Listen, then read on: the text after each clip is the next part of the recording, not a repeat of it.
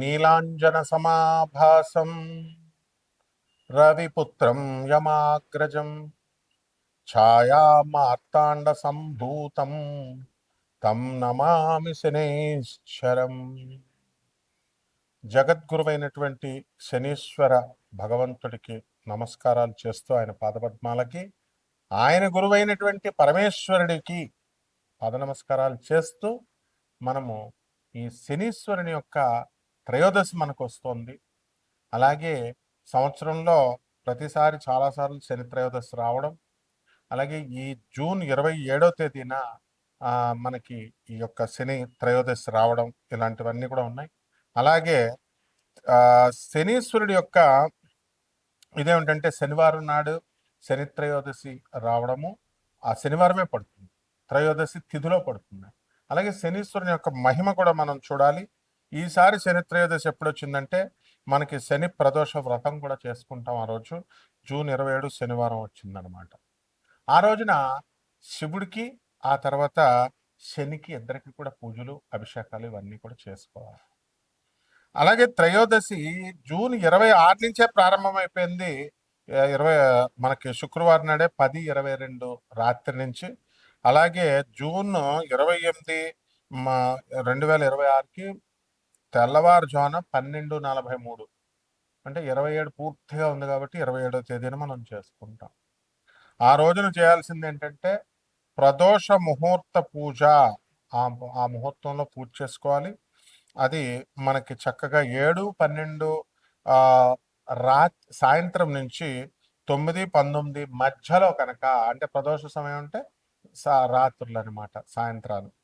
ఆ టైంలో తైలాభిషేకం చేసుకోవాలి. అలాగే శివుడికి అభిషేకం చేసుకోవాలి పాలు నీళ్లతో. అలాగే బేల్పత్రం అంటాం కదండి, అంటే ఈ యొక్క బిల్వదళాలు, మారేడాకులు, అవి వాటితో చేసుకోవాలి. దాన్ని అడవి యాపిల్స్ అంటాం, వుడ్ యాపిల్ లీవ్స్ అంటాము. ఇవన్నీ కూడా 13 ఒత్తులతో మనము ఆరాధన చేసుకోవాలా, దీపాలు వెలిగించాలి. మస్టర్డ్ ఆయిల్, నువ్వుల నూనెతో కానీ, అలాగే నెయ్యి దీపాలు కానీ వెలిగించాలి. అలాగే 13 ఒత్తులు వేయాలన్నమాట ఒక్కొక్క దాంట్లో కూడా. ఈ రకంగా మనం చేసుకోవాలి. లేదా ఒక్కొక్క ఒత్తు చొప్పున 13 ప్రమిదలు పెట్టుకొని వేసుకోండి, లేదా ఒకే ప్రమిదలో 13 ఒత్తులు వేసుకోండి. అసలు శనివని ఎంత భయంకరంగా చిత్రీకరించారంటే శని 7.5 అంటే ఏలినాటి శని జరుగుతుంది. దాన్నే 7.5 దయ్య అని అంటాము. మరి ఈ సమయాల్లో కేవలము హానే చేస్తుంది అనే విధంగా చెప్పారు. అంటే శని ఏలినాటి శని జరుగుతున్నప్పుడు, అర్ధాష్టమ శని జరుగుతున్నప్పుడు, అష్టమ శని జరుగుతున్నప్పుడు ఓన్లీ బాధలే కనుక పెట్టినట్లయితే, ఓన్లీ కష్టాలే కనుక పెట్టినట్లయితే ఏ మానవుడు బతకలేడండి. ఎందువల్లంటే ప్రతి రాశికి కూడా మనకి 10 సంవత్సరాలకి మనకి అర్ధాష్టమ శని జరుగుతాడు. తర్వాత 20 సంవత్సరాలకు ఒకసారి అష్టమ శని జరుగుతాడు. అండ్ ఈ యొక్క ఏలినాటి శని ప్రతి 30 సంవత్సరాలకి జరుగుతాడు. ఆ ఏలినాటి శని సమయాల్లోనే పెళ్లి చేస్తాడు, స్థిరపరుస్తాడు, ఇల్లునిస్తాడు, స్థలాలు కొనిపిస్తాడు, అంతా కూడా. అలాగే కష్టాలు పెట్టి బంధువులందరినీ కూడా ఒక్కొక్కళ్ళని, స్నేహితుల్ని దూరం చేసి నువ్వు ఏకాకివి సుమా, నువ్వు ఎక్కడి నుంచి వచ్చావో అది ఆ ప్రయోజనాన్ని నువ్వు తెలుసుకో. మానవ జన్మ ఈటింగ్ అండ్ మేటింగ్ కాదు. మరి ఏమిటి అంటే నీకు మోక్షం తెచ్చుకోవాలి, నువ్వు అందుకోసం నేను పంపించాము. నీ బ్యాలెన్స్ పాస్ట్ కర్మాన్ని బ్యాలెన్స్ చేసుకోవడానికి వచ్చావు. అలాగే నీ భయాల్ని ఎలివియేట్ చేసుకోవడానికి, పోగొట్టుకోవడానికి వచ్చావు. అండ్ నీ అబ్స్టకల్స్ అన్నిటిని కూడా ఓవర్కమ్ చేసుకోవాలి. నీ అడ్డంకులన్నీ కూడా తొలగించుకునేటటువంటి అపూర్వమైనటువంటి సమయం ఈ శనీశ్వరుడు మనకిస్తాడనమాట. అయితే అసలు శని గురించి ఎంత బ్యాడ్ చేస్తారండి? శని ఏదో హాని చేస్తున్నట్టు. అసలు శని గురించి ఏమన్నా తెలుసా? శని భూమి కంటే కూడా, భూమి ఒక గ్రహం అని మనకు తెలుసు కదా, శని కూడా ఒక గ్రహమే. కానీ మనము నవగ్రహాలలో భూమిని మనం తీసుకోం, కానీ మోడర్న్ సైన్స్లో మనం గ్రహం కింద తీసుకుంటాం. ఇప్పుడు ఆ శని ఎంత బరువుగా ఉంటుందండి ఈ యొక్క భూమి కంటే కూడా.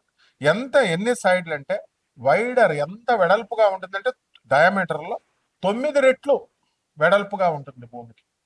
అంటే భూమిని ఆ చివరి నుంచి ఈ చివరి వరకు మనం కొలిసామనుకోండి, అలాంటివి మనకి 9 రెట్లు, 9 1 మీటర్ ఇదైతే 9 మీటర్ల స్కేల్ పెడితే అంత వెడల్పు ఉంటుంది శనీశ్వరుడి యొక్క గ్రహం. ఆ తర్వాత దాంట్లో వాల్యూమ్ అంటే ఏంటంటే, ఇప్పుడు ఒక గ్లాసులో ఎన్ని నీళ్లు పడతాయి, చిన్న గ్లాసు పెద్ద గ్లాసు తీసుకుంటాం కదా, ఆ పట్టేటటువంటి దాన్ని వాల్యూమ్ అంటాం. ఆ 700 భూముల్ని అందులో దూర్చామనుకోండి, 700 సైజుల భూముల్ని దూరిస్తే శనిగ్రహంలో దూరిపోతాయి అనమాట. అంటే అంత పెద్దది అది వాల్యూమ్, లోపల అంత ఖాళీ ఉంది. ఆ తర్వాత ఈ భూమి అంతా కూడా డెన్స్ దళసరిగా ఉంది. తర్వాత రాకీ ప్లానెట్ అంతా కూడా పర్వతాలు ఇవన్నీ కూడా రాళ్లతో ఉంటుంది. కానీ శని మాత్రం గ్యాస్ అండి. ఈ యొక్క గాలి వాయు రూపంలో ఉంటుంది, చాలా పెద్ద వాయు రూపంలో ఉంటుంది. అది ఎంత లార్జర్ అంటే ఎంత పెద్దగా ఉన్నప్పటికీ కూడా సైజులో మరి లైటర్గా ఉంటుంది.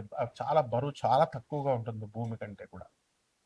ఇకపోతే మనకి ఈ కంపేర్ చేసుకోవాలి, ఎందుకంటే భూమి మీద మనం బ్రతుకుతున్నాం, ఆ శని యొక్క ప్రభావం మన భూమి మీద మన మీద పడుతుంది. కాబట్టి ఎనర్జీసే కాకుండా ఆ ప్రతిదీ కూడా ఆ లైట్ పడ్డము, ఆ గ్యాస్ యొక్క ప్రభావాలు, ఎనర్జీస్, ఆ శక్తి మనం ప్రభావితం చేస్తుంది అన్నమాట. అయితే సాటర్న్ ఈక్విటోరియల్ డయామీటర్ని కనుక మనం తీసుకున్నట్లయితే శనిది 120,536 కిలోమీటర్ల అంత వెడల్పు ఉంటుందండి. అంటే 74,898 మైళ్ళు అనమాట. అలాగే మనకి భూమిని కనుక మనం తీసుకున్నప్పుడు మనకి 74,898 శని అయితే కేవలం 7,917 మైళ్ళు మాత్రమే ఈ యొక్క ఈ భూమి ఉంది. ఇక వాల్యూమ్ల విషయంలోకి వచ్చేసరికి మనకేమవుతుందంటే ఘన పరిమాణము 764 భూముల నుంచి 766 భూముల్ని ఆ యొక్క శనిగ్రహంలో ఇమర్చొచ్చు మనం. తర్వాత 95 రెట్లు బరువు ఉంటుంది భూమి కంటే కూడా. ఈ యొక్క సాటర్న్ 95 times మోర్ మ్యాసివ్ దాన్ ఎర్త్. అయితే మరి బరువులో కూడా గాలి ఉన్నప్పటికీ కూడా చూడండి, బట్ ఏమంటున్నాడు, Saturn is massive compare to earth. భూమే ఎంత బరువు ఉంటే అసలు శని ఇంకా బరువు అనమాట. గ్యాసులతో ఉండి కూడా అంత బరువు ఉంది చూడండి. అయితే ఈ విజువల్ స్కేల్ని కనుక మనం తీసుకున్నట్లయితే ఒక నికెల్, ఒక చిన్న ఉంగరం తీసుకున్నాం అనుకోండి, దాని ఉంగరం సైజులో స్టాండర్డ్ నికెల్ లాగా మనం తీసుకుంటే వాలీబాల్ సైజులో శని ఉంటాడనమాట. ఆ తర్వాత ఒక రింగ్ సిస్టమ్ అనేటటువంటిది వలయాల్లో ఆర్బిట్స్ లాగా మెయింటైన్ అవుతా ఉంటుంది శని. అక్కడి నుంచే మనకి శక్తి వస్తుంది, రింగ్ సిస్టమ్ నుంచే మనకి శని యొక్క ప్రభావాలు మన మీద పడతా ఉంటాయి అనమాట. మొదట రింగ్ క్లోజర్గా ఉన్నప్పుడు భూమికి అవుటర్ రింగ్ ఎక్కువ, ఇన్నర్ రింగ్కి వెళ్ళే కొద్దీ ఇంకా ఎక్కువగా ఆ భూమి లాగుతూ ఉంటుంది శని యొక్క రింగ్. సో ఏ విధంగా అయితే ఎలక్ట్రాన్స్ అంతా కూడా ఈ యొక్క న్యూట్రాన్ ప్రోటాన్స్ మధ్యలో ఉంటే ఎలక్ట్రాన్స్ అలా తిరుగుతున్నప్పుడు బాగా చివరన ఉన్నటువంటి లాస్ట్ ఆర్బిట్ ఈజీగా తీసేయచ్చు. లోపల ఉన్నటువంటి ఆ యొక్క ఆర్బిట్ లో KLMNL షెల్స్ ఉంటాయి. ఆ దగ్గరగా ఉన్నటువంటిది ప్రోటాన్స్ కి న్యూట్రాన్స్ దగ్గర ఉన్నది పీకడానికి ఎక్కువ ఎనర్జీ అవసరం. ఇదే విధంగా సేమ్ రూల్ అప్లై అవుతుంది మనకి. అందువల్లనే శని యొక్క ప్రభావం అనేటటువంటిది చాలా అధికంగా మన మీద పనిచేస్తుంది. ఎప్పుడు అర్ధాష్టమం, అష్టమం, తర్వాత ఈ యొక్క ఏలినాటి శని జరుగుతున్నప్పుడు. ఇకపోతే మనకి ఈ వీటితో శని గ్యాస్ జైంట్ అన్నాం కదా, ఏముంటుందండి డెన్సిటీ డిఫరెన్స్ ఏమిటి అని అంటే, ఈ యొక్క భూమి కంటే కూడా శని చాలా పెద్దగా ఉంటుంది, ఎక్కువగా హైడ్రోజన్ హీలియం గ్యాసులతో నిండి ఉంటుంది. అందువలన వెరీ లో డెన్సిటీ, సాంద్రత అనేటటువంటిది చాలా తక్కువగా ఉంటుందన్నమాట.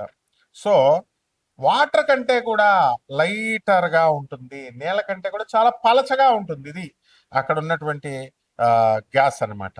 సో మనము ఏం చేయాలి అని అంటే, ఒక పెద్ద ఓషన్ మహాసముద్రాన్ని కనుక మనం తయారు చేసినట్లయితే అందులో మనము ఈ యొక్క ఈ శనిని కనుక వేస్తే ఆ పైన బంతిలాగా అది తేలిపోతుంది అనమాట.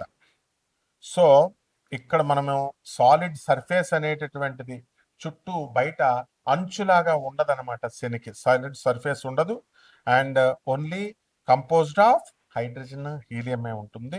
కాబట్టి గ్యాస్ నుంచి లిక్విడ్గా మారుతుంది. అదే అన్నమాట మన జాతకాలు మారడం అంటే.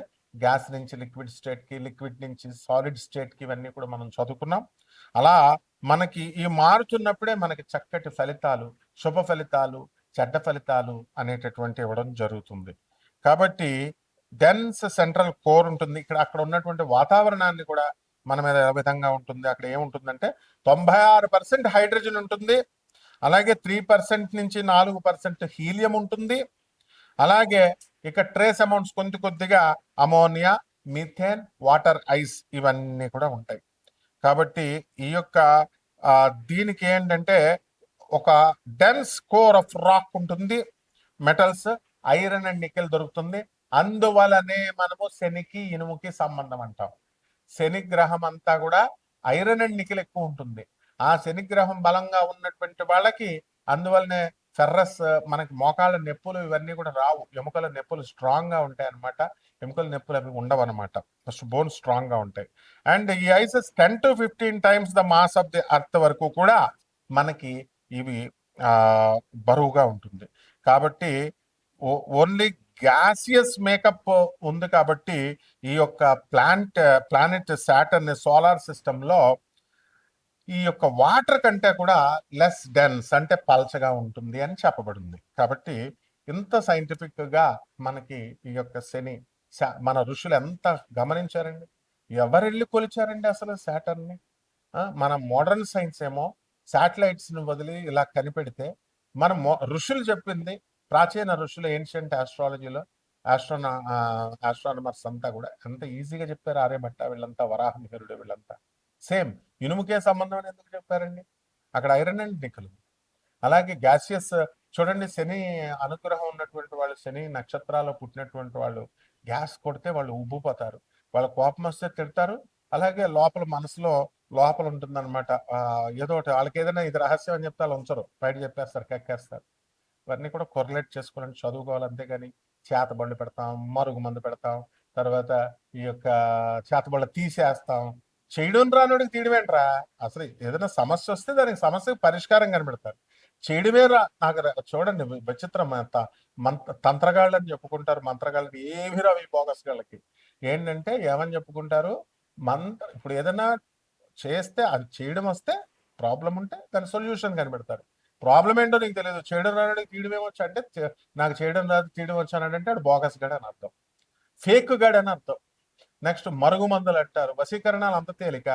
ఈ ఈ వీళ్ళకి ముందు వాళ్ళ పిల్లల వశీకరణాలు అవి ఉండరు, వాళ్ళ మాట ఎవరు వినరు. తర్వాత ఈ యొక్క ఇక ఇంకేమిటండి, జాతకాలే మార్చేస్తాం మేమే దేవుళ్ళు అని చెప్తారు. ఇట్లాంటి బోగస్ గాళ్ళు దేవుడు. అందుకే వీళ్ళకి కరెక్ట్ మొగుడు గోగినేని బాబు దిగుతున్నాడు. గోగినేని బాబు ఏం చెప్తాడంటే, బాగా ఇదొకటి ఫ్యాషన్ అయిపోయింది అనమాట. గాలి చూసావా, గాలిని చూపిస్తావా, అలాగే దేవుడు కనబడడు అని. అందుకే కరెక్ట్ మొగుడు ఏం చెప్పాడు, సౌండ్ ఏమవుతుందని వినబడుతుంది. ఆ వినబడిన సౌండ్ కంటికి నేను చూపిస్తాను రా, కంటికి నువ్వు చూడగలవా కంటితో ఆ సౌండ్ని అని అడిగాడు. కరెక్ట్ అతను చెప్పింది. ఇప్పుడు నీకు శబ్దం వస్తుంది, దానికి మీటర్ ఉంది కొలవడానికి, నీ సిగ్నల్స్ ఉన్నాయి, మీటర్ ఉంది కొలవడానికి, గాలి ఉంది, మీటర్ ఉంది కొలవడానికి. ఇవన్నీ భౌతికాలు. దేవుడిని నేను చూసేసా, దేవుడితో నేను మాట్లాడేస్తా, దేవుడు నాకు ప్రత్యక్షమైపోయాడు, దేవుడిని ఒంటి మీదకి వచ్చాడు, ఇటువంటి బోగస్ నా కొడుకులందరినీ కూడా చాలా జాగ్రత్తగా మీరు ప్రోత్సహిస్తే ముందు శనీశ్వరుడు మిమ్మల్ని తోలు తీసేస్తాడు.